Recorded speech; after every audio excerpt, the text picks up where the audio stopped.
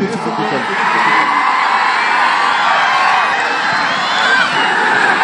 నేను ఈ ఎన్నికల మట్టుకు మీకు చెప్తా ఉన్నాను, ఏ వ్యూహమైనా వేస్తాను నేను గెలవడానికి.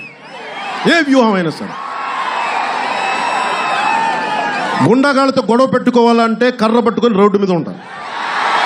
లేదు నువ్వు పబ్లిక్ పాలసీ మీద డిబేట్ చేయాలా, డిబేట్కి వస్తాను. ఇష్టం వచ్చినట్టు వాగితే ఇళ్లలోంచి లాక్కొచ్చి కొడతాం. పిచ్చి వాగులు వాగితే సగటు మనిషి మీద, మధ్య తరగతి మనిషి మీద, ఏ హాని చెయ్యని ఒక వ్యక్తి మీద, శుభ్రంగా ట్యాక్సీలు కట్టేవాడి మీద దౌర్జన్యాలు చేస్తే అలాంటి గుండా కొడుకులకి మటుకు నరకం చూపించేస్తుంది జనసేన ప్రభుత్వం. గుర్తుపెట్టుకోండి.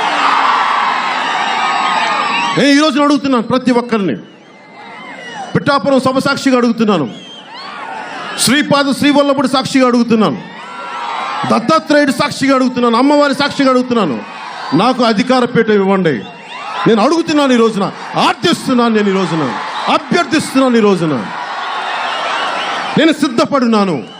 మానసిక సంసిద్ధతతోటి రాష్ట్ర బాధ్యతను తీసుకోవడానికి నేను సంసిద్ధంగా ఉన్నాను.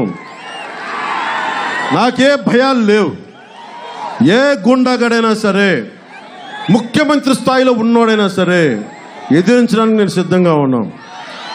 పోరాటాలకు సిద్ధంగా ఉన్నాను. నేను జనసేన ప్రభుత్వం వచ్చిన తర్వాత చెప్పాను కదా, ఈ కాకినాడ ఎమ్మెల్యేకి రేపు వెళ్తాం కదా, కాకినాడకి చెప్తాం రేపు పొద్దున్న. చాలా చాలా ఇంటున్నాయి ఇతని గురించి. గంజాయి ఏమేం చేస్తున్నాడు ఈ వ్యక్తి. అమిత్ షా గారి దగ్గర రిపోర్ట్ ఉంది ఈయన గురించి నాకు తెలుసు. వైసీపీ నాయకుల మీద చాలా రిపోర్ట్స్ ఉన్నాయి. అందుకే ఆయన మొన్న వైజాగ్ వచ్చినప్పుడు మాట్లాడాడు ఆయన. అది మొన్నే మీరు చూశారు. గుండాలందరూ ఎంపీ భార్యని కొడుకుని తీసుకెళ్ళిపోయారు ఇంట్లోకి వచ్చి. డీజీపీ గారు చెప్పుండొచ్చు పాపం చేసామని. మాకు తెలియదండి డీజీపీ గారు, మీరు కూడా మాకు ఏమి తెలియని అమాయకుల్లా అని మీరు మాట్లాడితే, డీజీపీ స్థాయి వ్యక్తి కూడా మాట్లాడితే చాలా బాధేస్తుంది. మీరు ఐపీఎస్ చదువుకున్నారు సార్, మీరు కూడా తప్పులు జరుగుతూ ఉంటే మీరు కూడా అలా ఒత్తాసు పలికితే ఎట్లాగా?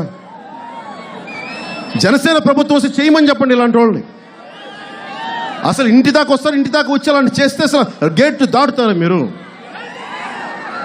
ఎన్కౌంటర్ చేసి దొబ్బాలి ఇలాంటి అదవాళ్ళు.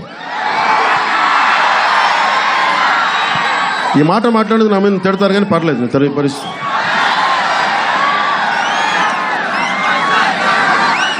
మీరు అప్పులు తెచ్చి అభివృద్ధి అంటే ఎట్లా?